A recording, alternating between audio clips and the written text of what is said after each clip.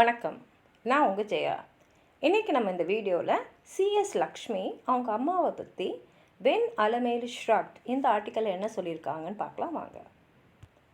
அலமேலுன்றது CS லக்ஷ்மியோடைய தாயார். ஷ்ரக்டுனா நம்ம தோல் அப்படியே உயர்த்தி அப்படியே ஒரு மாதிரி நீ சொல்கிறது எனக்கு ஒத்துக்கலை, என்னால் உடன்பட முடியாது அப்படின்ற ஒரு எக்ஸ்ப்ரெஷன் நம்ம தருவோம் இல்லையா, அது பேர் தான் ஷ்ரக்டு. தோலை குலுக்கி அப்படி எனக்கு அதை பற்றி கவலை இல்லை அப்படின்னு சொல்கிற மாதிரி தான் இது.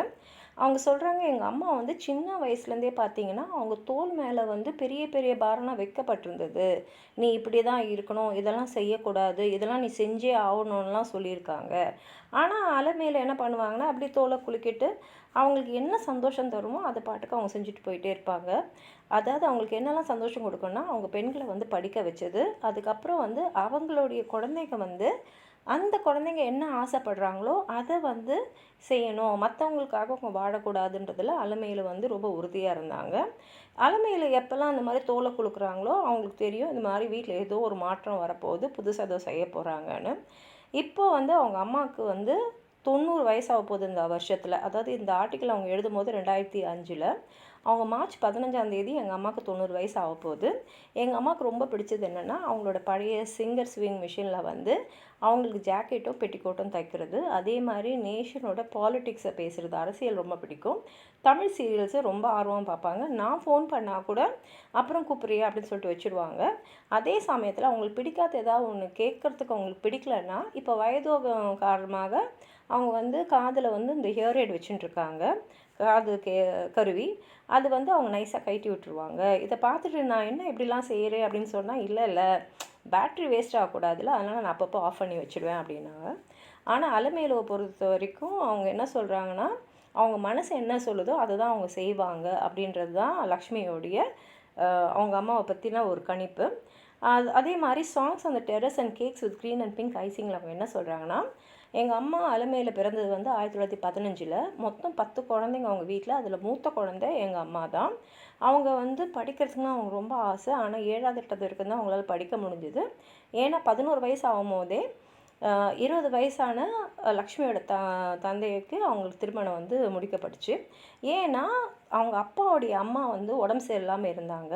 அதனால் அவங்களுக்கு என்னென்னா, நான் சாகிறதுக்குள்ளே உன் கல்யாணத்தை நான் பார்த்துடணும் அப்படின்னு சொல்லிட்டு அலமேலுவை அவங்க தேர்ந்தெடுத்தாங்க. அலமேலுவை ஏன் தேர்ந்தெடுத்தாங்கன்னா, லக்ஷ்மியோட அப்பாவுடைய மூத்த சகோதரர் லக்ஷ்மியோடைய ஆண்ட்டை தான் அலமேலோட ஆண்ட்டை தான் திருமணம் பண்ணியிருந்தார்.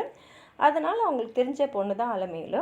ஆனால் அவங்க அப்பாவுக்கு பிடிக்கல. ஏன்னா அலமேலுக்கு பெரிய பெரிய கண் இருந்ததுனால அந்த பொண்ணுக்கு மோட்டார் கார் கண் இருக்குது, எனக்கு வேண்டாம் அப்படின்வாங்க. ஆனால் அவங்க அம்மா இல்லை நான் சாகிறதுக்குள்ளே உன்னோட திருமணத்தை பார்க்கணுன்னு சொல்லிவிட்டு அவங்க அப்பாவை சம்மதிக்க வச்சுட்டாங்க. ஆனால் அதுக்கப்புறம் ரொம்ப சந்தோஷமாக தான் இருந்தார். ஏன்னா அலமேலு ஒரு சிறந்த துணை, வாழ்க்கை துணைன்னு சொல்லலாம். 11 வயசில் அவங்க திருமணம் ஆனாலும் அவங்க 15 வயசில் தான் அந்த வீட்டுக்கு வந்தாங்க. அவங்க பூ பெயர்ந்துட்டு அப்புறம் தான் அங்கே வந்தாங்க. அலமேலு பிறந்த வீடு பெரிய குடும்பம். ஏன்னா அவங்க மட்டும் இல்லை, அவங்களோட கசின்ஸு, அப்புறம் அவங்களுடைய ஒரு வயதான ஒரு ஆண்ட்டு, அவங்க பாட்டி எல்லாரும் அந்த வீட்டில் தான் இருந்தாங்க. அவங்க அப்பா ஒரு பெரிய இசை வித்வான். அவர் அலமேலுவை மியூசிக்கில் நல்லா, இசையில் நல்லா தேர்ச்சி அடைய வச்சுருந்தார். அது மாத்திரம் இல்லாமல் அலமேலுக்கு நல்ல குரல் பலம். அதோடு அவங்க வீணையும் நல்லா வாசிப்பாங்க. ராத்திரியில் மொட்டை மாடியில் அவங்க அப்பா அவங்க பெண் குழந்தைங்களெல்லாம் உட்கார வச்சு பாட சொல்வார். பக்கத்து வீட்டில் இருக்கிறவங்களாம் கூட அந்த கச்சேரியை கேட்கறதுக்காக வருவாங்க. அது சபா கச்சேரி மாதிரி இருக்காது, சும்மா மாடி மேலே அவங்க ஒரு கச்சேரி மாதிரி பண்ணுவாங்க. ஆனால் அதை எல்லாருமே ரொம்ப ரசித்து கேட்பாங்க. சில ராகங்களை சொல்லி இந்த ராகத்தில் பாட்டு பாடுன்னு சொல்லுவாங்க, இல்லை எனக்காக இந்த பாட்டை பாடுன்னு சொல்லுவாங்க. அதெல்லாம் லக்ஷ்மிக்கு ரொம்ப அலமேலுக்கு ரொம்ப பிடிக்கும். அவங்க இசை மேலேயும் வீணை வாசிகளும் ரொம்ப ரொம்ப ஆர்வமாக இருந்தாங்க. ஆனால் திருமணம் ஆகி இங்கே வந்துட்டப்புறம் பார்த்திங்கன்னா அவங்க மாமியாருக்கு இதிலெல்லாம் உடன்பாடு இல்லை. ஏன்னா அவங்க மாமியார் ஒரு விதவையாக ஒரே ஆளாக இருந்து 5 மகன்களையும் 2 பொண்ணுங்களையும் வளர்த்துருக்காங்க. அவங்க ரொம்ப ரொம்ப பாரம்பரிய பழக்க வழக்கத்தில் ஊர்னவங்க. அவங்க கணவர் இறந்தவொடனே அவங்க தலையை கூட மொட்டை அடிச்சுக்கிட்டாங்க. அதே சமயத்தில் பெண்கள்லாம் இதெல்லாம் செய்யணும், இதெல்லாம் செய்யக்கூடாது அப்படின்ற எண்ணம் அவங்க மனசில் இருந்ததுனால பெண்கள்லாம் பாடுறதெல்லாம் செய்யக்கூடாது, அது கணவருக்காகனா கூட செய்யக்கூடாது அப்படின்ற ஒரு எண்ணம் அவங்களுக்கு இருந்தது. எப்போதாவது அலமேலு ராத்திரியில் அவங்க கணவரோட தனியாக அறையில் இருக்கும்போது வீணையை வாசிப்பாங்க. அவருக்கு இசை மேலே அவ்வளோ ஆர்வம் இருந்தாலும் அவர் இல்லைனாலும் அவருக்கு தடுத்ததில்லை. ஆனால் அவங்க மாமியார் வந்து அவங்க அறைக்கு வெளியில் தான் அவங்க படுப்பாங்க. அதனால் உள்ளே என்ன சத்தம் வந்தாலும் அவங்க காதில் விழும். அவங்க வந்து இல்லை இல்லை கணவருக்காகனா கூட நீ இதெல்லாம் செய்யக்கூடாதுன்னு சொன்னதுனால அவங்க வந்து அந்த வீட்டில் இருந்த வரைக்கும் வீணையை வாசித்ததில்ல. ஆனால் அதுக்காக அவங்க மாமியாரை வந்து மோசமானவங்கன்னு சொல்ல முடியாது. ஏன்னா அலமேலுக்கு வந்து நல்ல இடுப்பு கீழே வரைக்கும் நீண்ட அடர்த்தியான ஒரு முடி. அதை வந்து தலைக்கு க்ளீன் பண்ணுறதுக்கெலாம் வந்து அவங்க மாமியார் தான் வந்து உதவி செய்வாங்க. அது மாத்திரம் இல்லை, சமைக்கிறதுக்கும் அவங்க தான் சொல்லி கொடுத்துருக்காங்க. அது கொஞ்ச நாள் வந்து அவங்க சென்னையில் வந்து இருக்கும்போது அலமேலு ரொம்ப சுதந்திரமாக இருந்தாங்க. ஆனாலும் அவங்க ரொம்பலாம் வெளியில் போனதே இல்லை. அவங்களுக்கான வீணை வாசிக்கிறதுக்கு நிறைய நேரம் கிடச்சிது. அவங்களுக்கு வந்து இந்த இசை கச்சேரிக்கெலாம் போகணுன்னு ரொம்ப ஆசை. ஏன்னா சென்னையில் நிறைய இசை கச்சேரிகள் நடக்கும். ஆனால் அவங்க கணவர் வந்து அதில் அவ்வளோ ஆர்வம் காட்டல. இதை வந்து அவங்க ஒரு ஜேர்னலில் எழுதி வச்சு அதை வந்து லக்ஷ்மி கிட்ட கொடுத்துருக்காங்க. அவங்க வீட்டுக்கு பக்கத்துலேயே ஒரு இசை அரங்கம் இருந்தது. அவங்க வெராண்டாவில் நின்றுச்சு அங்கே நடக்கிற இசை கச்சேரியெல்லாம் கேட்டுக்கிட்டே இருப்பாங்க. அது மாத்திரம் இல்லாமல் அவங்க வீட்டுக்கு பக்கத்தில் ஒரு வயதானவர் இருந்தார். எப்போல்லாம் இவங்க வீணை வாசிக்கிறாங்களோ அவர் வந்து அந்த வீணையை கேட்டுட்ருப்பார். ஒரு நாள் இவங்க வீணை வாசிச்சுட்டு அவர் கேட்கும்போது அவங்களோட கணவர் வந்து வீட்டுக்கு வந்துட்டார். அது வந்து அவருக்கு பிடிக்கல. அதனால் அவர் என்ன சொல்லிட்டாருன்னா, மற்றவங்களுக்குலாம் அந்த வீணை வாசிக்கிறதுலாம் நீ செய்யக்கூடாதுன்னொன்னே அவங்க அம்மா உடனே என்ன பண்ணாங்கன்னா, அந்த வீணையில் இருந்த தந்திங்களெல்லாம் கழட்டி எடுத்து வச்சுட்டாங்க. அதுக்கப்புறம் அவங்க வீணை ரொம்ப நாளைக்கு வாசிக்கவே இல்லை. திருப்பி வந்து அவங்களோட குழந்தைங்களுக்கு வந்து அவங்க வீணை சொல்லி தரும்போது தான் அவங்க வந்து வீணையை திரும்பி எடுத்தாங்க. அவங்க அம்மாவோட குணம் என்னென்னா, எதுக்குமே அவங்க ரொம்ப வருத்தப்பட்டுக்க மாட்டாங்க. அதே சமயத்தில் யாராவது எதாவது சொல்லிட்டாங்களேன்றதுனால அவங்க முடங்கி உட்காரவும் மாட்டாங்க. லக்ஷ்மியோட அப்பா வந்து நிறையா படிப்பார். அவர் வந்து அலமேலுக்கு ஆங்கிலம் சொல்லி கொடுத்தாரு. அலமேலு வந்து அவருக்கு வந்து தமிழ் சொல்லி கொடுத்தாங்க. ஏன்னா அவர் படித்தது வந்து மலையாள மீடியத்தில். அவங்க எல்லா முக்கியமான தமிழ் இதழ்களையும் வாங்குவாங்க. அதில் வர கதைங்களெல்லாம் வந்து அழகாக பவுண்ட் பண்ணி வச்சுப்பாங்க. இவங்க கொஞ்ச நாள் மும்பையில் இருந்தபோது அவங்க சொல்கிறாங்க, அவங்க அம்மா வந்து லக்ஷ்மியையும் அவங்க தம்பியும் வந்து ஒரு டெய்லரிங் கிளாஸ் வந்து ஒரு பார்சி லேடி நடத்திட்டு இருந்தாங்க. அந்த தையல் கிளாஸ்க்கு அவங்க போவாங்க. அங்கே லக்ஷ்மி கிட்ட தம்பியை பார்த்துக்குன்னு சொல்லிவிட்டு அவங்க தையல் கற்றுப்பாங்க. 19 வயசு வரைக்கும் அவங்க அம்மா தைச்ச துணிகளை தான் லக்ஷ்மி போட்டுட்ருந்தாங்க. அவங்க சொல்கிறாங்க, அவங்களுக்கு எப்போதுமே எதையாவது கற்றுக்கிட்டே இருக்கணுன்ற ஆவல் ரொம்ப இருக்கும். 50 வயசுக்கு மேலே போய் பேக்கிங் கிளாஸில் வந்து சேர்ந்து கேக்கெல்லாம் செய்ய கற்றுக்கிட்டாங்க. அவங்க அந்த ரெசிபீஸ் எல்லாம் இங்கிலீஷில் எழுதி வரும்போது அவங்க அப்பா தான் வந்து அதில் கரெக்ஷன்லாம் பண்ணுவார். அதுலேயும் வந்து அவங்க சிறப்பாக தான் செஞ்சாங்க. ஏன்னா ஒரு வாட்டி வந்து அவங்க திரும்பி வீட்டுக்கு போயிருந்த போது அவங்க அம்மா அவங்களுக்கு தெரியாமல் ஒரு கேக் பண்ணி, அவங்களும் அவங்க கணவரும் லக்ஷ்மியை வந்து சென்ட் ஆஃப் கொடுக்கறதுக்காக ஸ்டேஷன் வரும்போது அந்த கேக் பாக்ஸ்லேருந்து கேக் எடுத்து கையில் கொடுத்தாங்க. அது ஒரு சின்ன அழகான ரவுண்ட் கேக்கு. அது மேலே க்ரீன் அண்ட் பிங்க் ஐசிங் போட்டிருந்தாங்க. அவங்க அம்மா சொன்னாங்க, நீ போகும்போது ட்ரெயினில் இதை சாப்பிட்டுன்னு போ அப்படின்னாங்க. அவங்களுக்கு வந்து அவங்க அப்பா சொல்கிறது நல்லா கேட்டுச்சு. எனக்கு எதாவது மிச்சம் இருக்கா இல்லையான்ற மாதிரி. அவங்க அம்மா இல்லை இல்லை உங்களுக்காக வீட்டில் ஒன்று பண்ணி வச்சுருக்கேன் அப்படின்னு சொன்னாங்க. அப்படின்றத அருமையாக இங்கே குறிப்பிடுறாங்க. அப்புறம் food as communication, food as அட்வென்ச்சரில் இந்த இந்த கேக் இருக்கு இல்லையா, க்ரீன் அண்ட் பிங்க் ஐசிங்கோட, அது மாத்திரம் இல்லை, அலமேலுக்கு உணவுனா ரொம்ப ரொம்ப பிடிக்கும். அது அவங்களோட முக்கியமான ஒரு வேலையாகவே இருக்கும். ஏன்னா அது மூலமாக வந்து அவங்க நிறையா வந்து தன்னை பற்றி வெளிப்படுத்திப்பாங்க. அதுவும் சீசனுக்கு ஏற்ற மாதிரி அவங்க வந்து உணவுகளை தயார் பண்ணுவாங்க. அந்த உணவு வந்து எப்படின்னா, அவங்க வயிற்றுக்கும் சரி உடம்புக்கும் சரி நல்லது செய்கிற மாதிரியான உணவாக தான் இருக்கும். அதாவது ஏப்ரல் மாதம் வந்துடுச்சுன்னா இந்த ஆவக்காய் ஊறுகாய், வடுமாங்காய் ஊறுகாய் இதெல்லாம் வந்து செய்வாங்க. அது மாத்திரம் இல்லாமல் பலாப்பழத்தில் ஜாமு, அப்புறம் பலாப்பழத்தில் சிப்ஸ் எல்லாம் செய்வாங்க. அந்த பலாப்பழம் கட் பண்ணும் போதே வந்து கையிலலாம் எண்ணெய் தடவி அழகாக ஸ்லைஸாக பண்ணி கொஞ்சம் டெய்லி சாப்பிட்றதுக்கு எடுத்து வச்சுருவாங்க. அந்த டெய்லி சாப்பிட்ணுன்னு எடுத்து வச்சதை வந்து அழகாக தேனில் வந்து துவச்சி எடுத்து சாப்பிடும்போது அவ்வளோ நல்லாயிருக்கும். அதே மாதிரி இந்த பலாப்பழ சிப்ஸ் பண்ணும்போது வீடு ஃபுல்லாகவே அப்படியே அந்த தேங்காய் எண்ணெயும் அந்த வெல்லமும் மணமாக இருக்கும். அதே சமயத்தில் இவங்க செய்கிற அந்த பலாப்பழ ஜாமை வந்து புடிங்ஸு, ஸ்நாக்ஸ் இதெல்லாம் கூட சேர்ந்து நிறைய செய்வாங்க. அதே மாதிரி இந்த பலாப்பழ ஜாமை வந்து அரிசி மாவில் துவச்சி அழகாக வாழை இலையில் வச்சு ஸ்டீம் பண்ணி தருவாங்க. அது அவ்வளோ நல்லாயிருக்கும். அதே மாதிரி சம்மர் ஹாலிடேஸ் வந்துடுச்சுனாலே அவங்களுக்கு வந்து அவங்க அம்மாவுக்கு வந்து நிறைய வேலை செய்யணுன்றது எல்லாருக்குமே தெரியும். பெரிய கூடை எடுத்துக்கிட்டு அவங்க மார்க்கெட்டுக்கு போவாங்க. ஹோல்சேல் மார்க்கெட் அது. அங்கே போய் மல்கோவா, அதாவது சேலத்துலேருந்து வர மல்கோவா மாம்பழமும் பாதாமி மாம்பழமும் வாங்கிட்டு வருவாங்க. எல்லாருக்குமே அவங்க அம்மாவோட போகிறதுனா ரொம்ப பிடிக்கும். ஏன்னா அந்த கடையில் வந்து அந்த கடைக்காரங்களாம் அவங்களுக்கு மாம்பழம்லாம் டேஸ்ட் பார்க்கறதுக்காக தருவாங்க. அது மாத்திரம் இல்லாமல் திரும்பி வரும்போது அவங்க வந்து குதிரை வண்டியில் தான் வருவாங்க. அந்த குதிரை வண்டியை பெங்களூரில் ஜட்கான்னு சொல்லுவாங்க. அவங்க அம்மா எப்படின்னா நல்லா ஆரோக்கியமாக இருக்கிற குதிரையாக அப்படி பார்த்து எடுத்து தேர்ந்தெடுப்பாங்க. அதுக்கப்புறம் வண்டியில் ஏறதுக்கு முன்னாடியே சொல்லிடுவாங்க, நீ வந்து குதிரையை அடித்தாலோ இல்லை குச்சியை வச்சு குத்துனாலோ நான் இறங்கிடுவேன் அப்படின்னு சொல்லிட்டு தான் ஏறுவாங்க. அதே மாதிரி வெயில் காலத்தில் பார்த்திங்கன்னா இந்த வடாம்னு சொல்கிற இந்த ரைஸ் கிறிஸ்பீஸை வந்து செய்வாங்க. அவங்க வந்து அப்போ செய்கிறது அடுத்த வருஷம் வரைக்கும் வரும், அதாவது ஒரு வருஷத்துக்கு வரும். அந்த வடாம் செய்யும் போது காலையிலே ஆரம்பிச்சிடுவாங்க, 11 மணி வரைக்கும் வடம் வந்து அவங்க வந்து பிழிஞ்சு போடுவாங்க. அதுக்கு வந்து அவங்க அரிசி மாவை அழகாக வந்து நல்லா வேக வச்சு எல்லாம் ரெடியாக வச்சுருந்துருப்பாங்க. ஒரு வெள்ளை வேஷ்டியில் தொழுவத்தில் வந்து அவங்க அதை செய்வாங்க. அந்த வெயிலுக்காக அவங்க தொப்பியை வந்து போட்டுக்கிட்டு 11 மணி வரைக்கும் வடம்லாம் புழிஞ்சு வைப்பாங்க. சம்மர் டைம் வந்துட்டாலே அவங்க தொப்பியை தேடுறாங்கன்னா எல்லாருக்குமே தெரிஞ்சிடும் அவங்க வடம் போட போகிறாங்க அப்படின்றது. அதே மாதிரி மழை காலத்துலேயும் குளிர்காலத்துலையும் பார்த்திங்கன்னா எள்ளும் அதே சமயத்தில் வேர்க்கடலையும் வச்சு வெள்ளத்தோடு சேர்ந்து அவங்க வந்து இந்த உருண்டை உருண்டையாக பால்ஸ் மாதிரி செய்வாங்க, லட்டு மாதிரி. அதையும் வந்து எல்லாருக்குமே ரொம்ப விரும்பி சாப்பிடுவாங்க. இது இல்லாமல் ஒரு ஒரு விழாவுக்கும் அதுக்கேற்ற உணவுகளாக இருக்கும். அதில் வந்து யாருக்காவது உடம்பு சரியில்லாமல் போயிடுச்சுன்னா அந்த குழந்தைங்கள வந்து அந்த அளவுக்கு நல்லா பார்த்துப்பாங்க.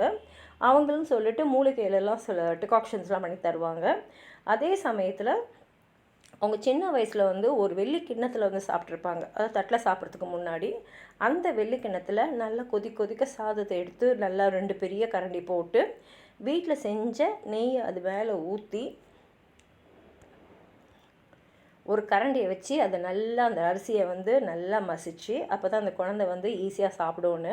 அதுக்கு மேலே வந்து மிளகு சீரகம் போட்டு செஞ்ச ரசத்தை வெறும் கடுகு மட்டும் எண்ணெயில் தாளித்து கொட்டி அதை அந்த சாத்தில் போட்டு நல்லா பிசைஞ்சு அது கூட ரோஸ்டட் பப்பட் வச்சு அதை வந்து ஒரு டேபிள் மேலே வந்து வைப்பாங்க, ஒரு சின்ன டேபிளில்.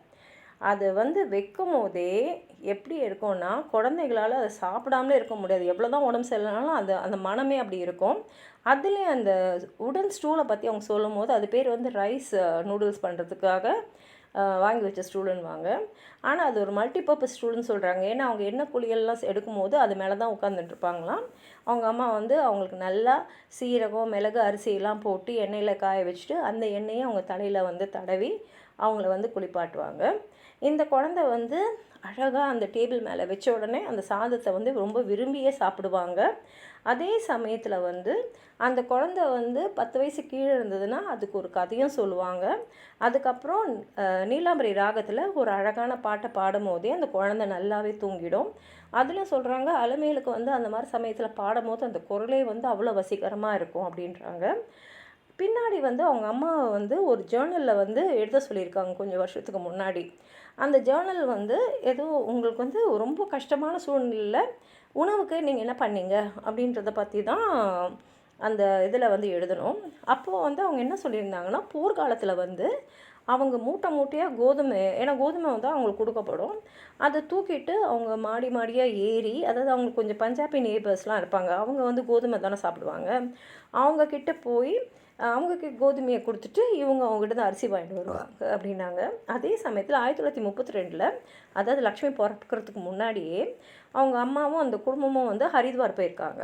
அப்போ என்ன ஆயிடுச்சுன்னா ட்ரெயின் வரலை, இன்னும் வரத்துக்கு பல மணி நேரம் ஆகும்னு சொல்லும் போது என்ன செய்யறதுனே தெரியாமல் எல்லாருமே வந்து திகைச்சு போய் அந்த ஸ்டேஷனில் இருக்கும் போது அலமேலுக்கு அவங்க அங்கே இருக்கிற ஒரு குடிசையில் ஒரு பெண்மணியை பார்த்தது ஞாபகம் வந்தது. உடனே அவங்கள தேடின்னு போய் பார்த்து அவங்கக்கிட்ட வந்து தயவு செஞ்சு எங்களுக்கு கொஞ்சம் நிறையா சாதம் வந்து வடிச்சு தாங்கன்னு சொல்லிட்டு அலமேலு போய் ஒரு பெரிய கூடை கொஞ்சம் இலை, அப்புறம் ஹரித்வாரில் வந்து இந்த மண் பாண்டத்தில் வந்து குட்டி குட்டி மண் பானையில் வந்து தயிர் கொடுப்பாங்க, அது ரொம்ப ஃபேமஸ் அங்கே. அதெல்லாம் வாங்கிட்டு வந்தாங்க. அவங்க வாங்கிட்டு வரத்துக்குள்ளே இங்கே சாதம் வந்து தயாராக இருந்தது. அதுக்கப்புறம் அந்த பெண்மணிக்கிட்ட அவங்க வந்து நல்லா காரமாக வந்து அந்த அம்மிக்கல் இருக்கும் இல்லையா, அதில் ஒரு சட்னி அரைச்சி கொடுங்க அப்படின்னு சொல்லி அதையும் கேட்டு வாங்கிட்டாங்க. அதுக்கப்புறம் அந்த கூடையில் வந்து இலையெல்லாம் போட்டுட்டு அந்த அரிசி அதில் போட்டுட்டு இவங்க வாங்கிட்டு வந்தாங்களே தயிர் அதை போட்டு நல்லா அந்த அரிசியில் வந்து கிளறிட்டு அந்த சட்னியும் ஒரு லீஃப் ஹோல்டரில் போட்டு, அதாவது ஒரு இலையில் வந்து வச்சுக்கிட்டு அந்த பெண்மணி இவ்வளோ செஞ்சாங்க இல்லையா, அதனால் அவங்களுக்கு கொஞ்சம் பணமும் கொடுத்துட்டு அந்த கூடையை தூக்கின்னு ஸ்டேஷனுக்கு வந்தாங்க. குடும்பமே அவ்வளோ சந்தோஷமாக அந்த சாப்பாடை சாப்பிட்டாங்க. சாப்பிட்ட எல்லாருமே சொன்னாங்களாம், அப்படியே தேவலோகத்தில் இருக்கிற அமிர்தத்தை சாப்பிட்ற மாதிரி இருக்குது அப்படின்னு சொல்லி அவ்வளோ நிறைவாக எல்லாரும் சாப்பிட்டு சந்தோஷமாக இருந்தது இங்கே அவங்க நினைவு கூர்றாங்க. அதுக்கப்புறம் அவங்க என்ன சொல்கிறாங்கன்னா, எங்கள் குடும்பமே வந்து சைவம். நாங்கள் வந்து பூண்டு வெங்காயம் கூட சாப்பிட மாட்டோம். ஆனால் குழந்தைங்களுக்காக அலுமையில் என்ன பண்ணுவாங்கன்னா, தனியாக இன்னொரு ஸ்டவ்வில் வந்து முட்டையை வேவிச்சு தருவாங்களாம். எல்லாருமே இதுக்கு எதிர்ப்பு தெரிவிச்சும் போது, இல்லை இல்லை டாக்டர் தான் வந்து இவங்களுக்குலாம் முட்டை தர சொல்லியிருக்காரு அப்படின்னு சொல்லிடுவாங்களாம். அதே சமயத்தில் அவங்க வீட்டில் ஒரு அல்சேஷன் நாய் இருந்துதான். அதுக்குன்னு தனியாக கராஜில் தான் சமைப்பாங்க. அந்த அல்சேஷன் நாய் பேர் லில்லி. அந்த லில்லி கிட்ட அவங்க என்ன சொல்லியிருக்காங்கன்னா, சமையல் ரூமில் நீ நுழையவே கூடாதுன்னு. ஆனால் அந்த லில்லி என்ன பண்ணுமா, அதோட பின்னங்காலையும் வாழை மட்டும் வெளியில் வச்சுட்டு மிச்சம் மொத்த உடம்பையும் சமையல் ரூமில் வச்சுட்டு இருக்குமா. இப்போ பின்னங்காலம் வாழும் வெளியில் இருக்கிறதுனால நான் சமையல் ரூமுக்குள்ளே வரல பாரு அப்படின்னு சொல்கிற மாதிரி ஒரு எண்ணம். அதே தான் அலமேலுவோம். அதாவது வந்து இருக்கிற எல்லா ரூல்ஸு குடும்பத்தில் சொல்கிறது, சமுதாயத்தில் சொல்கிறதெல்லாம் அவங்க கேட்குற மாதிரி இருக்கும். ஆனால் அவங்க கேட்காம அதை உடைக்கிறது தான் அவங்க செஞ்சுட்டுருப்பாங்க அப்படின்னு சொல்கிறாங்க. இப்போ வந்து அவங்களுக்கு ரொம்ப வயசாயிட்டதுனால ஒரு நாளைக்கு ஒரு வேளை தான் அவங்க சாப்பாடு சாப்பிட்றாங்க. ஆனால் ராத்திரியில் அவங்க கஞ்சி பண்ணி சாப்பிட்றாங்க. அந்த கஞ்சி செய்யறதுக்காக அவங்க வந்து முளை கட்டின பயிறு அதெல்லாம் வச்சுட்டு அதில் ஏலக்காய் நட்மேக்கெலாம் போட்டு ஒரு பவுட்ரு மாதிரி தயாரிப்பாங்க. அது அவ்வளோ நல்லா இருக்கும். அவங்க எப்போல்லாம் தயாரிக்கிறாங்களோ இவங்களுக்கெல்லாம் ஒரு எக்ஸ்ட்ரா பாட்டில் பண்ணி கொடுப்பாங்களாம். இவங்க போய் இது ரெசிபி எனக்கு சொல்லு, இது எப்படி செய்யணும் அப்படின்னு சொன்னால் அது சொல்ல மாட்டாங்க. அதே மாதிரி லக்ஷ்மி அவங்ககிட்ட நிறையா வாட்டி நீ ரசம் பவுட்ரு பண்ணுறல்ல, அந்த ரசப்பொடியோட ரெசிபி எனக்கு சொல்லுன்னா, நான் தான் உனக்கு தரேனே, நான் இருக்கிற வரைக்கும் நான் உனக்கு செஞ்சு தரேன் அப்படின்னு சொல்லிவிடுவாங்களாம். ஒரு நாள் இவங்க சொன்னாங்களாம், அப்போ உனக்கப்புறம் நான் என்னம்மா பண்ணுவேன்மா, ஏன் உன் அக்கா இருக்கா இல்லை அப்படின்னு சொல்லிவிடுவாங்களாம். Song and dance mornings and evenings and studies all the time. இதில் வந்து அவங்க என்ன சொல்கிறாங்கன்னா, எங்கள் அம்மாவுக்கு வந்து சாப்பாடு மட்டும் இல்லை, அவங்களுக்கு பல விஷயங்களையும் ஆர்வம் நிறையா இருந்தது. அதாவது வந்து அவங்க வந்து இசையை நல்லா கற்றுக்கணுன்னு ஆசைப்பட்டாங்க. ஆனால் அவங்களால முடியல. ஆனால் எனக்கும் என்னுடைய சகோதரிக்கும் வந்து இசையில் நல்ல தேர்ச்சி வர அளவுக்கு சொல்லி கொடுத்துருக்காங்க. நாங்கள் மட்டும் இசைத்துறையே தேர்ந்து எடுத்துருந்தோன்னா அவங்க கண்டிப்பாக எங்களுக்கு வந்து ஆதரவாக இருந்திருப்பாங்க. இன்னொன்று வந்து என்னை எத்தனை போய் டான்ஸ் கிளாஸ்லேயும் போட்டாங்க. அந்த காலத்துலலாம் வந்து பார்த்திங்கன்னா நடுத்தர குடும்பத்தில் இருக்கிறவங்களாம் டான்ஸ் கற்றுக்க மாட்டாங்க. ஏன்னா அதெல்லாம் மேல்தட்ட மக்களுக்கு தான் அப்படின்ற மாதிரி ஒரு எண்ணம் இருந்தது. ஆனால் வந்து அவங்கள டான்ஸ் கிளாஸில் போட்டாங்க. யாராவது எதுக்கு பசங்களை எடுத்துன்னு போய் டான்ஸ் கிளாஸ்லாம் போகிறோன்னு கேட்டால் அவங்க அதே தான் சொல்லுவாங்களாம். இல்லை அவள் ரொம்ப ஒல்லியாக இருக்காள், அதனால் டாக்டர் தான் அவளை டான்ஸ் கிளாஸில் போட சொன்னார் அப்படின்னு சொல்லிடுவாங்களாம். அதே சமயத்தில் அவங்கள டான்ஸ் ஆட வச்சு அவங்களுக்கு அரங்கேற்றம்லாம் செய்கிற வரைக்கும் அவங்க அதில் மும்முரமாக இருந்தாங்க. லக்ஷ்மி ரொம்ப ஆச்சரியப்படுறாங்க. ஏன்னா அவங்க அப்பா ஒரு அக்கௌண்ட்ஸ் ஆஃபீஸர். அந்த சம்பளத்தில் எப்படி வந்து எங்களுக்கு படிப்புக்கும் செலவு பண்ணிட்டு இதெல்லாம் கூட அவங்க செஞ்சாங்கன்னு எனக்கு தெரியலை. ஏன்னா படிப்புன்றதில் அவங்க ரொம்ப மும்முரமாக இருந்தாங்களாம். பசங்களை ஒரு வீட்டு வேலை கூட வாங்க மாட்டாங்களாம். அவங்களுக்குன்னு வந்து உதவி செய்கிறதுக்கு ஒரு சமையலுக்கு ஒரு ஆளும், வீட்டு வேலை செய்கிறதுக்கு ஒரு ஆள் இருந்தாங்களாம். அதை வச்சு அவங்க மேனேஜ் பண்ணிவிடுவாங்களாம். அவங்கள பொறுத்த வரைக்கும் படிக்கிறது அவங்க வேலை, அதை செஞ்சால் நீங்கள் போதும் அப்படின்றது அவங்க எண்ணம். அதுவும் பரீட்சை டைமில் பார்த்திங்கன்னா லக்ஷ்மி வந்து காலையில் 2 மணி 3 மணிக்கே எழுந்துப்பாங்களாம். அப்போ அவங்க அம்மாவும் கூட எழுந்துக்குவாங்களாம். அதனால் லக்ஷ்மிக்கு என்றைக்குமே நம்ம தனியாக இருக்கோன்ற எண்ணமே இருந்ததில்லை. சில சமயம் வந்து கேட்பாங்களாம், பசிக்குதான்னொடனே லக்ஷ்மி ஆமாம் அப்படின்னோடனே அவங்க போய் நல்லா சூடாக தோசையெல்லாம் செஞ்சுட்டுன்னு தருவாங்களாம். அதே மாதிரி அவங்க சொல்கிறாங்க, பெங்களூர் பஸ் ஸ்டாண்டு, அதாவது கலசிபாளையம்ன்ற இடத்துல வந்து லேட்டாக ஒரு நாள் ஈவினிங் வந்து எனக்காக எங்கள் அம்மா காத்திருந்தது எனக்கு ஞாபகம் இருக்குது. ஏன்னா அப்போ அவங்களுடைய பட்டமளிப்பு விழா மைசூரில் நடந்தது. மைசூர்லேருந்து அவங்க பெங்களூருக்கு வந்தாங்க. பெங்களூர்லேருந்து பஸ்லேருந்து இறங்கின உடனே அவங்க அம்மா கிட்ட வந்து அவங்களுக்கு வரலாறுக்காக கிடைச்ச கோல்டு மெடலும் தங்கல் மெடலும் 2 கிராஷ் ப்ரைஸும் காமிச்ச உடனே அலமேலு கண்ணிலேருந்து அப்படியே கண்ணீராக வந்துடுச்சு. அதையும் நான் மறக்கவே மாட்டேன் அப்படின்றாங்க. அதுக்கப்புறம் அவங்களுக்கு வந்து எம்ஏ வந்து மெட்ராஸ் காலேஜ் சென்னையில் படிக்கணும்னு ஒரு ஆசை.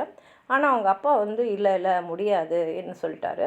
ஏன்னா வந்து அப்போ ரிட்டையர் ஆகிட்டு கோட்டயம் கேரளாவில் வந்து அவங்க ரப்பர் போர்டில் வேலை செஞ்சுட்டு இருந்தார்.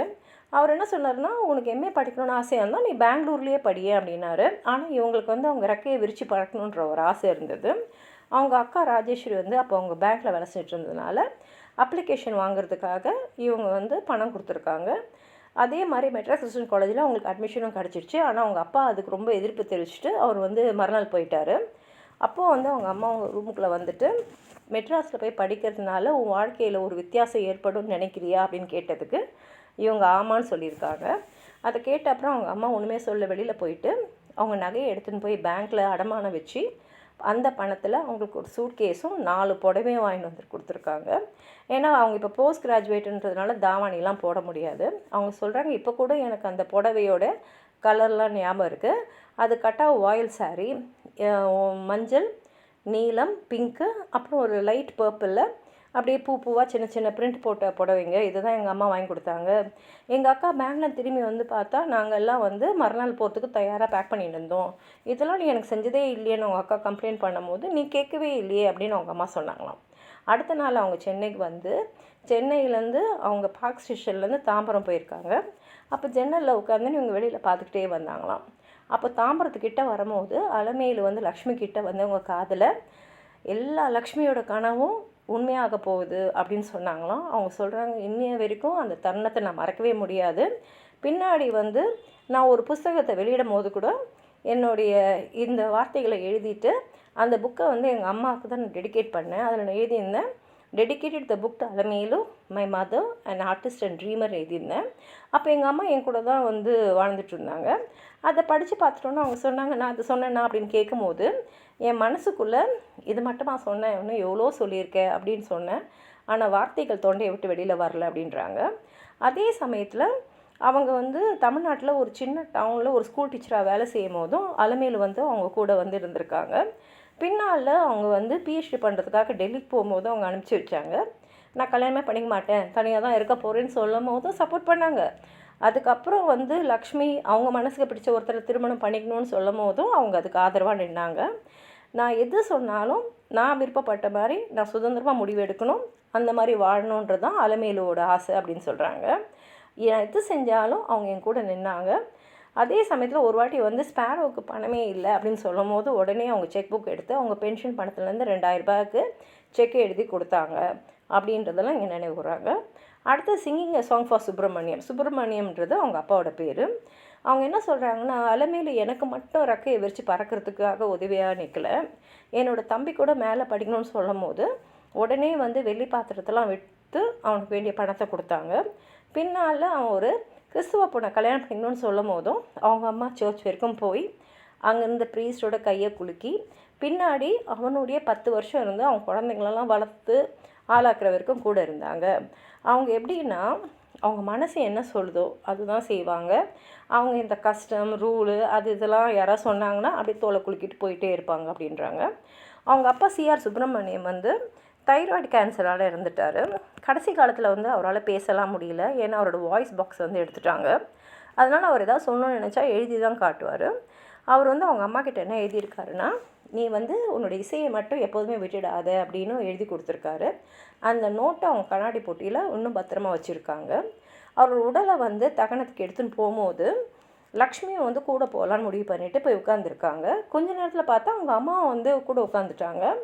அப்போ அங்கே இருந்த ப்ரீஸ்ட் வந்து சொல்லியிருக்காரு, இல்லை சாஸ்திரம்லாம் வந்து பெண்களை வந்து சுடுகாட்டுக்கெலாம் வரத்துக்கு அனுமதி தராதுன்னு போது அவங்க அம்மா வந்து சாந்தமாக என்ன சொல்லியிருக்காங்கன்னா, இவரோட நான் 50 வருஷம் வாழ்ந்திருக்கேன், அவர் உடம்பு எரியறதை பார்க்குறதுக்கு எனக்கு உரிமை இருக்குது அப்படின்னு சொல்லும் போது அவரால் எதுவுமே சொல்ல முடியல. அவங்க பெரிய ட்ராமாலாம் பண்ண மாட்டாங்க, ஆனால் வந்து அமைதியாகவே சொல்லி அவங்க வேண்டியதை நடத்திப்பாங்க. இன்னமும் கொஞ்சம் பெண்கள் கூட சேர்ந்தாங்க. எல்லாருமே வந்து சுடுகாட்டுக்கு போயிருக்காங்க. அங்கே அவருடைய மகன் வந்து அவர் கொல்லி வைக்கும் போது அலமேலு வந்து அவருக்கு ரொம்ப பிடிச்ச பாடலை பாட ஆரம்பிச்சிட்டாங்க. அந்த பாடல் வந்து சிவராமகிருஷ்ணா கோவிந்தா நரஹரி நாராயணா காசி விஸ்வநாதான்ற பாடு தான். அதை பாடும்போது அவங்க குரலில் எந்த விதமான நடுக்கமும் இல்லை. அந்த பாட்டை முடிச்சிட்டோன்னே அவங்க கை கும்பி வணங்கிட்டு திரும்பி நடந்து வந்துட்டாங்க. அதுக்கப்புறம் 1 வருஷம் கழித்து இவங்க வந்து இவங்களோட ஆராய்ச்சிக்காக சென்னைக்கு வந்திருந்த போது சாவித்ரி ராஜ்ன்ற ஒரு பெண்மணியை பார்த்துருக்காங்க. சாவித்ரி ராஜன்றவங்க வீணை தனமால் கிட்ட வந்து வீணை கற்றுந்துருக்காங்க. அதை பற்றி அவங்க அம்மாகிட்ட எழுதும் போது அவங்க அம்மா அவங்கக்கிட்ட கேளு, எனக்கு வந்து கர்நாடிக் மியூசிக்கில் தனம் கற்றுக்கணுன்னு ஆசையாக இருக்குது, எனக்கு வீணையில் அதை கற்றுக்கணுன்னு ஆசையாக இருக்குது, எனக்கு சொல்லி தருவாங்களான்னு கேளுன்னு போது சாவித்ரிராஜன் கண்டிப்பாக சொல்லித்தரேன்னு சொன்ன உடனே அவங்க அம்மா இங்கே வந்து 3 வருஷம் இங்கே இருந்து அவங்க எல்லாத்தையும் திருப்தியாக கற்றுட்டு ப்ராக்டிஸ் பண்ணிவிட்டு போயிட்ட அப்புறம்தான் அவங்க வந்து திரும்பி போனாங்க. அதே சமயத்தில் அவங்க அப்பா இறந்துட்ட அப்புறம் இவங்க என்ன பண்ணியிருக்காங்கன்னா, பாரம்பரியப்படி 9 கஜ புடவை வந்து போட்டு காமிச்சிருக்காங்க. ஆனால் சென்னை வந்து ரொம்ப ரொம்ப அனலாக இருந்ததுனால, அதுவும் அவங்க தோலும் வந்து ரொம்ப சென்சிட்டிவாக இருந்ததுனால அவங்களுக்கு ரொம்ப கஷ்டமாக இருந்தது. அதனால் லக்ஷ்மி சொல்லியிருக்காங்க, எதுக்கு நீ இதெல்லாம் பண்ணுற, நீ 6 கஜ புடவையே கட்ட எப்போதும் போலன்னு போது, இல்லை இங்கே வரும்போது 9 கஜ புடவையோடு வந்துட்டேன், இப்போ எல்லோரும் என்ன சொல்லுவாங்கன்னு தெரியலன்னு போது, மற்றவங்க சொல்கிறதெல்லாம் எது கேட்குறம்மா அப்படின்னு சொன்ன உடனே அவங்க அதுக்கப்புறம் வந்து நல்ல சாஃப்டாக காட்டனாக 6 கஜ புடவையே கட்ட ஆரம்பிச்சிட்டாங்க. அதே மாதிரி அலமேலுக்கையில் இருக்கிற இன்னொரு குணம் என்னென்னா, அவங்க எல்லாருக்குமே பரிசு பொருட்கள் நல்ல தாராளமாக கொடுப்பாங்க. அதுவும் அவங்க கொள்ளு பேர பசங்களுக்கெலாம் ரொம்ப தருவாங்க. அது மாத்திரம் இல்லாமல் அவங்க வீட்டில் கிண்டுன்னு ஒரு பொண்ணு வளர்ந்துட்டு இருந்தா, அவளும் அவங்க அம்மா பார்க்க வரும்போதெல்லாம் அவளுக்கு காசு இல்லைனா தான் பரிசு தருவாங்க. இப்போ அவங்க சொல்கிறாங்க, இதெல்லாம் நான் ஏன் சொல்கிறேன்னா, என்னை சுற்றி எங்கள் அம்மாவோட பொருள்லாம் நிறையா இருக்குது. அதாவது அந்த பித்தளை குடம் ஒன்று இருக்குது, அதில் தான் அவங்க தண்ணியெல்லாம் எடுத்து வைப்பாங்க. அதோட நுனியில் கூட அலமூன்னு தமிழில் அவங்க பேர் எழுதியிருக்கோம். அப்புறம் வந்து அவங்க தாத்தா வந்து அலமேலுக்கு, அதாவது அலமேலோட அப்பா அவங்களுக்கு வாங்கி கொடுத்த கருப்பு வீணை, அதுவும் அவங்க வீட்டில் இருக்குது. அதே மாதிரி இந்த தாளிக்கிறதுக்கு கடாயங்கள்லாம் நிறையா 8 12 அவங்க சின்ன வயசில் வாங்கினது எல்லாமே இப்போது லக்ஷ்மியோடைய சமையல் அறையில் இருக்குது. அந்த ரைஸ் நூடுல்ஸ் ஸ்டூலு, அப்புறம் அந்த பிராஸ் ப்ரெஸ் எல்லாமே என்கிட்ட தான் இருக்குது. யாராவது வந்தாங்கன்னா கூட அந்த ப்ரெஸ்ஸை நான் வந்து தனியாக எடுத்து வச்சுட்டதுனால, என்ன இது ட்ரெடிஷ்னல் டாய்லெட் குழந்தைகளுக்கான டாய்லெட்டான்னு கேட்பாங்க. ஆனால் வந்து நான் சொல்லுவேன், இல்லைல்ல இது வந்து அந்த ப்ரெஸ் ஸ்டூல் அதுன்னு. அதே மாதிரி அந்த ஸ்டூலோடு சேர்ந்து ஒரு இரும்பு உரலும் இருக்கும். அதை வச்சு தான் எங்கள் அம்மா வந்து இதெல்லாம் பண்ணுவாங்க, ப்ரெஷர்லாம் கொடுப்பாங்க ப்ரெஸ் பண்ணுற போது. அதை நியூஸ் பேப்பரை சுற்றி என்னோடய பெட்ரூமில் வச்சுருக்கேன். திருடன் யாராவது வீட்டுக்கு வந்துட்டான்னா அவ்வளோதான், அதை வச்சே அவனை அடிச்சிடலான்ற எண்ணத்தில் அது சொல்லியிருக்காங்க. அதே மாதிரி அவங்க வந்து உபயோகித்த எல்லா சமையல் பாத்திரமும் என்கிட்ட தான் இருக்குது. ஏன்னா அவங்களுக்கும் தூக்கி போகிறதுக்கு மனசு வராது. அதே சமயத்தில் அவங்க அதை யார்கிட்ட கொடுப்பாங்கன்னா, யார் இதை தூக்கி போட மாட்டாங்கன்னு நம்பிக்கை இருக்கோ கொடுப்பாங்க. அதனால தான் என்கிட்ட கொடுத்துருக்காங்கன்னு சொல்லிட்டு, போன வருஷம் எங்கள் அம்மா வந்து மீடியாவில் ஒரு அட்வர்டைஸ்மெண்ட் பார்த்தாங்க. அதில் ஒரு வாட்ச் அட்வர்டைஸ்மெண்ட்டு. உடனே அவங்க என்ன பண்ணியிருக்காங்கன்னா, அவங்களுடைய பையன், அதாவது லக்ஷ்மியோட சகோதரர்கிட்ட எனக்கு புது வாட்ச் வேணும்னு கேட்டிருக்காங்க. அப்போது அவர் கேட்டிருக்காரு, உனக்கு எதுக்கு இப்போ ஒரு வாட்ச்சு, நீ எங்கேயும் வெளியில் போகிறதில்ல, உனக்கு கண்ணும் சரியாக தெரியறதில்ல, அதில் டைம்லாம் நீ எப்படி பார்ப்ப அப்படின்னு கேட்கும்போது இவங்க ஒன்றும் சொல்லலை. ஆனால் மறுநாள் போய் அவங்களே போய் ஒரு ரிட்டர் வாட்ச் வந்துட்டு அதை லக்ஷ்மி கிட்ட காமிச்சாங்க. எப்போது அவங்க கோயில் போகும்போது அதை போட்டுன்னு போவாங்க. அதுக்கப்புறம் லக்ஷ்மிகிட்ட கேட்டிருக்காங்க, உனக்கு இது வேணுமான்றதுக்கு. இல்லை எனக்கு வேணாம் லக்ஷ்மி சொல்லியிருக்காங்க. ஆனால் அவங்களுக்கு நல்லா தெரியும் எப்படி வந்து அந்த வீட்டு மருந்துங்க, அப்புறம் அந்த ரங்கோலி ரெசிபீஸு ரங்கோலிஸ், அப்புறம் ரெசிபீஸு, மியூசிக் நோட்ஸ் எல்லாத்தையும் என்கிட்ட கொடுத்துருக்காங்களோ, அதே மாதிரி இந்த வாட்சையும் தான் என் கையில் தருவாங்கன்றது எனக்கு தெரியும். ஏன்னா இதெல்லாம் வெறும் பொருட்கள் இல்லை, எல்லாமே ஒரு ஞாபகம் அப்படின்றாங்க. இப்போ கூட என் வீட்டில் பார்த்திங்கன்னா சுற்றியும் எங்கள் அம்மாவோட பொருள்லாம் எனக்கு இருக்குது. அது வந்து எங்கள் அம்மாவே என் கூட இருக்கிற மாதிரி உணர்வு எனக்கு தருது. எப்போல்லாம் நான் போய் சமையல் ரூமில் அந்த ஜன்னல் கிட்ட நிற்கிறேனோ, அங்கே அந்த பித்தளை பானை இருக்கும். அதில் அவங்க பேர் மேலே அப்படியே என் கை ஓடும்போது எனக்கு வந்து அலமேலு நிரந்தரமாக எப்போதுமே இங்கே இருக்காங்க அப்படின்ற உணர்வு வரும்னு சொல்லி இந்த ஆர்டிக்கலை முடிச்சிருக்காங்க. உங்களுக்கு எதாவது சொல்ல நினச்சிங்கன்னா கீழே இருக்கிற கமெண்ட் பாக்ஸில் எழுதுங்க. இந்த வீடியோவை லைக் பண்ணுங்கள், உங்கள் ஃப்ரெண்ட்ஸோடு ஷேர் பண்ணுங்கள். சப்ஸ்கிரைப் பண்ணாதவங்களாம் ப்ளீஸ் சப்ஸ்கிரைப் பண்ணி சப்போர்ட் பண்ணுங்கள். நன்றி.